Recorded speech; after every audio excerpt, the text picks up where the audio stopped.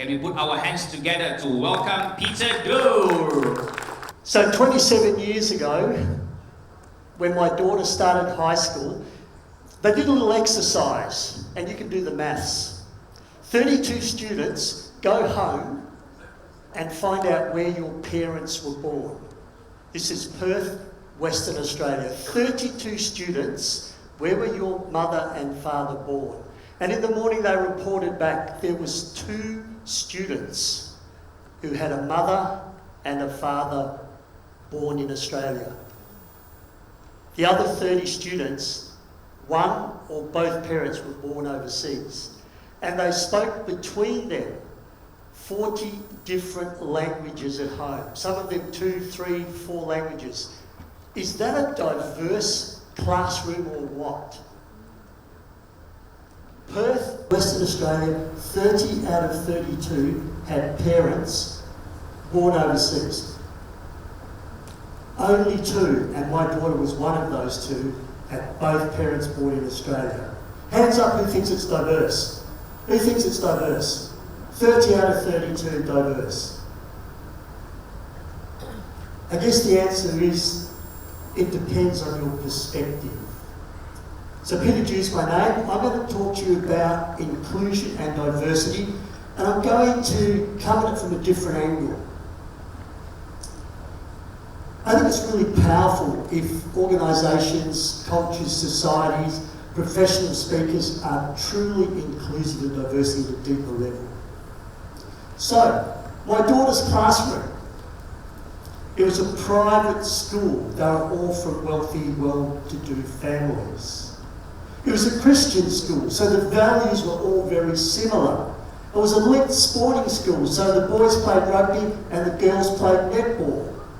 That was not a diverse classroom at all.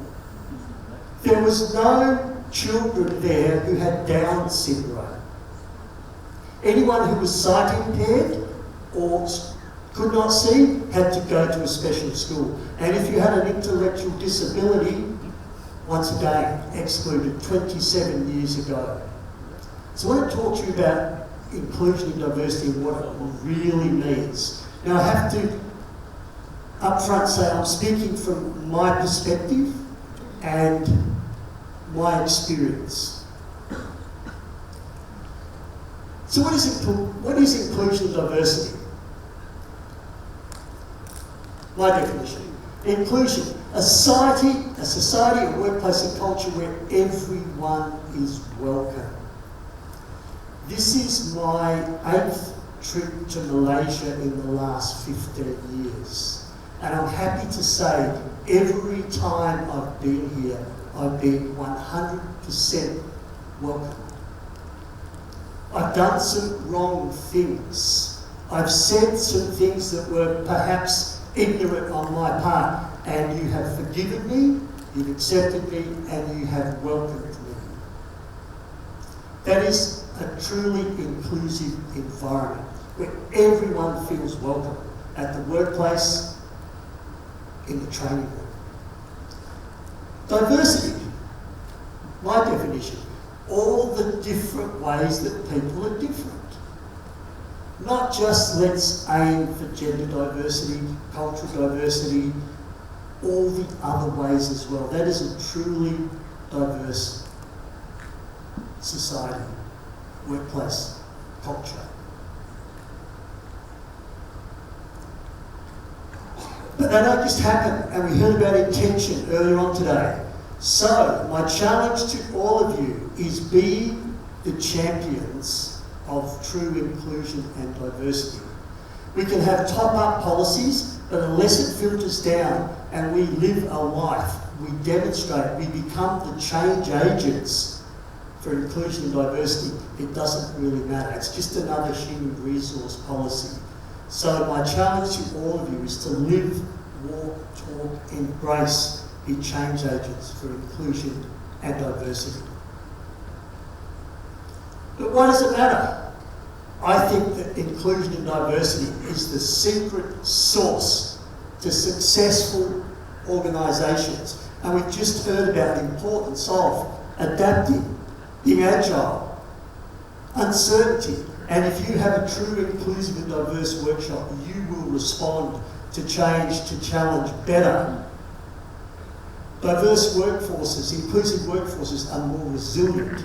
The creativity goes up, the innovation goes up, the loyalty with a truly inclusive and diverse workplace goes up, and they're things that we want.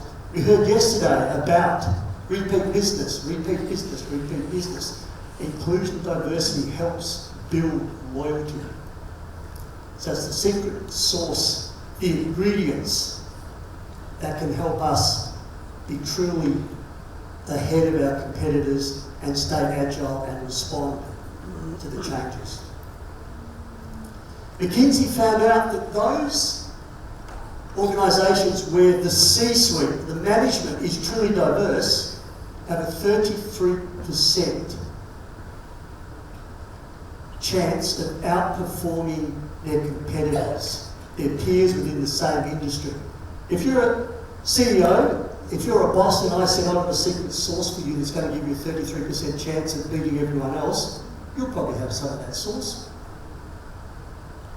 Deloitte found that those organisations that embrace inclusion and diversity are twice as likely to hit or exceed their financial targets. If you're a chief financial officer, if you're an organisational accountant, and I offer you that secret sauce to double your chance of hitting or exceeding your financial goals, you'll probably have some of that. Harvard Business Review looked at companies that prioritise inclusion and diversity. So it's not just a policy, it's not just a top-down, but the organisation at the bottom embraces, talks, walks, is aligned with true inclusion and diversity. They have increased customer loyalty. Get a good customer, retain, resell. Increased customer loyalty and increased revenue streams. And most organisations will take some of that secret sauce as well. So I did some work with a group of asylum seekers in Australia. So they were refugees and they were granted asylum, so they're now moving about society. And this young group, about 34, so probably similar to my daughter's classroom 27 years ago. They've got business ideas and they want to live in Australia and they want to contribute to society. They've got business ideas, but they struggle. English is their second, third, maybe fourth language. And they don't understand the weird, crazy Australian culture, let alone business. So my role, that's me up the back with the thumbs up, my role is to teach them how to pitch their business idea. And they've got some really brilliant creative ideas because the banks or the government or the not-for-profit is going to fund those business ideas that have a chance of succeeding. This is Farah. Farah escaped Iraq. 3 children, single mother, electrical engineer. Qualifications not recognised in Australia. She has an idea to create a food truck and sell Iraqi kebabs and beautiful spicy eggplant. She pitches and she wins the money, and for 5 years now she's been running this food truck. During the day, universities, during the week, universities, on the weekend, markets, fairs, stalls. 5 years looking at getting her second truck, employing lots of other refugees and other asylum seekers, paying her taxes, buying a house. Brilliant, brilliant outcome. But that wasn't her business model. This is her business model. This is the creativity, this is the uniqueness of having a truly inclusive and diverse society and workplace. She knew that Australians were a little bit resistant to refugees. We don't have the best reputation, for which I'm not proud of. She'd spoken to other refugees and she decided she was going to change Australian society one conversation at a time over a kebab. Students at university, She's talking to them, she's having conversations, she's breaking down barriers, she's dispelling some of the myths. At markets on the weekend, she's talking to people, allaying their fears, and everyone realises that refugees are what contribute to our society. They're not a danger, they're not something to be afraid of. A really clever business model, changing Australia's society one conversation at a time, over a kebab. Brilliant. Neurodiversity, most of you know about neurodiversity, but it's becoming more prevalent at the moment. And there's a whole host of things you'll see up there, from ADHD, from Tourette's syndrome, from stuttering, from dyslexia, from high-functioning autism. There's acquired neurodiversity. You may have a motor vehicle accident, you may have a stroke, and the brain's just not quite the same. Neurodiverse people are brilliant. They bring increased levels of creativity. They look at problems in a different way. You know how you need to look at a problem by looking outside the box? Well, they don't look outside the box, they look outside of the box. And they're coming from an angle you would not have thought. Someone with dyslexia who has struggled to read that can memorise maps and signs of streets and the timetable of the bus. When they look at blueprints, electrical diagrams of plans, they can see inconsistencies, errors, mistakes that no one else would pick. Harness the power of that attention to detail. High-functioning autism, brilliant at computer programming, brilliant at coding. Curtin University has a program just for high-functioning people with autism to learn computer programming. They may not make eye contact with you at the meeting, and they may not want to socialise with you later on. Wow, such powerful stuff to harness all these neurodiverse people. And quite interesting, the Institute for Corporate Productivity found that if you employ someone who's neurodiverse and some other disabilities, you have an increased loyalty. You have increased creativity, increased innovation, greater resilience to change, to disruption.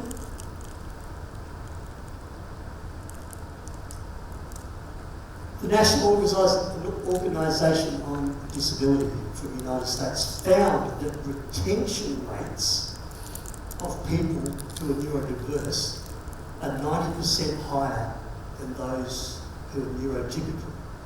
You employ 100 neurotypical people, you employ 100 neurodiverse people, advertise, interview, train, on board. 90% of the neurodiverse people are still going to be with you. Because if you give someone who's a little bit different, who's been rejected most of their life, you give them a chance, that loyalty to you, your company, will be brilliant. And it's a work with an amazing group of people, Down Syndrome Australia. These young people all have jobs, and they realised there was a problem in the health sector. People with disability and Down syndromes have lesser health outcomes than neurotypical people. And they started to work out why. And what happens is that student doctors, student nurses, and allied health are trained by academics who can talk about the genetics, the translocation, the trisomy 21, the mosaic Down syndrome, but really have no idea what it's like to live, to be with Down syndrome. So they've developed a program which has been going for about 2 years now. It's called the Health Ambassadors, Down Syndrome Australia Health Ambassadors. These young people now lecture to student doctors. They now lecture to student nurses at all Australian universities, to allied health, and they're teaching them how to communicate with someone who has a disability, someone who has Down syndrome, and they're improving their health outcomes for a whole host of people. Who'd have thought that fancy ask someone who's living with a condition, how should I speak to you? How should I treat you? Why would you ask someone that? To me, it's a no-brainer. It's about inclusive communication, and these young people are changing the health of Australians with disability one lecture at a time. Absolutely amazing.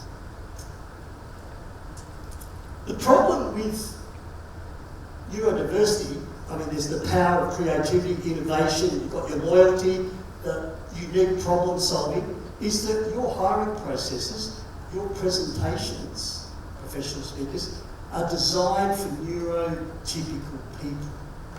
So for the job interview, you probably want me to do a DISC profile, a Myers-Briggs personality, then I've got a 45-minute type interview, and someone who's neurodiverse is going to struggle with the time pressure. And maybe there's an aptitude test. And the lack of eye contact from someone with Down syndrome will be seen as disinterest. Not reading the non-verbal communication may be perceived as, once again, not capable up for the job. So all this talent is missed when you use neurotypical hiring processes. Now, there was a young medical scientist who was ambitious and he had a bad stutter. And he applied for a job, emergency department pathology at a hospital. And the interview panel rang him and they said, young man, you need to be sharp, you need to be concise, because in an emergency pathology lab, you need cross-match blood, stat, stat, stat, quick, quick. Where's that full blood count? We need that cardiac enzymes, quick, stat, stat, stat. So we're going to create that in the interview. And the young man replied, but I have a bad stutter, could I have an extra 15 minutes? And the interview panel replied, no, you cannot. If I gave you an extra 15 minutes, that would be disadvantaging all the other applicants. You will have 45 minutes the same as anyone else. So here's a bit of an idea of what the interview would have looked like.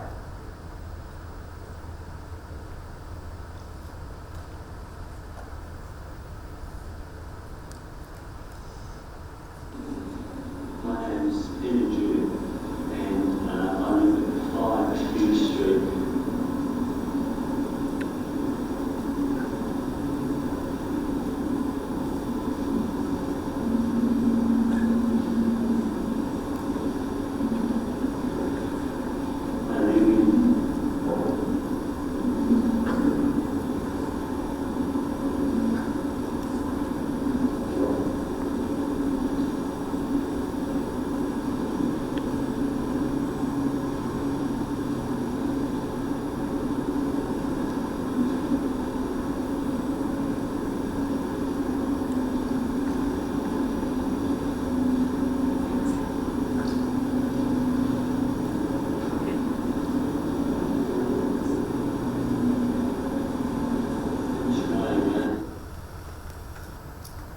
That young man is me, of course, struggling to speak, to say my name and where I live. So the interview was an absolute disaster. I was rejected, and now I do professional speaking.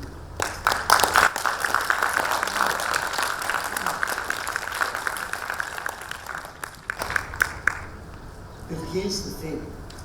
For 30 years I worked as a medical scientist, and during that time I cross-matched thousands and thousands of units of blood. This is when someone needs a hip replacement, they might be bleeding, postpartum hemorrhage, motor vehicle accident, maybe thalassemia, and you need a hemoglobin top-up. Not once did I issue incompatible blood, and you do not want to receive incompatible blood. Not once did I make a mistake. So my attention to detail, my adherence to quality control was 100%, and that's what you get when you employ someone who is neurodiverse. So we need to look a little bit deeper. Inclusion and diversity, do the deep dive, makes such a difference. So what can professional speakers do? And we can include this to human resources, recruitment. Create a psychologically safe place for people to participate in your workshops, in your seminars. I was in a hall like this a while back as an audience member, and the speaker came down with a microphone and started sticking it in people's faces. Why are you here and what do you want to learn? I went to the toilet for 30 minutes. Don't stick a microphone in someone who stutters' face. He didn't make it safe. He didn't let me know that if he did put it in front of my face, I was free to pass. It was expected that everyone would speak. Use multiple modes of learning. The Down syndrome people, they all read, by the way, but many of them can function better where there's a diagram, where there's an illustration, and especially when you're describing their health issue. Some people may need more time. That person you saw in the video, me, all I was asking for was an extra 15 minutes at an interview so I could maybe get over my stutters, maybe relax a little bit and be able to respond. And ensure that people have a voice at the table. For hundreds of years, Down syndrome people have been assumed that they don't know how they should be treated, that they should not be asked. Health professionals used to say to their parents, so what's wrong with Stephen? What's wrong with Shelley? Speak to the individual. So my message to you, once again, is become champions of inclusion and diversity. Become agents of change. When I looked at those 34 asylum seekers, I saw lots and lots of potential. When I look at those Down syndrome people, all that I see is lots and lots of potential. And 45 years ago, when Violet looked at that young man who stuttered, she saw lots and lots of potential. And hopefully you still see a bit of potential.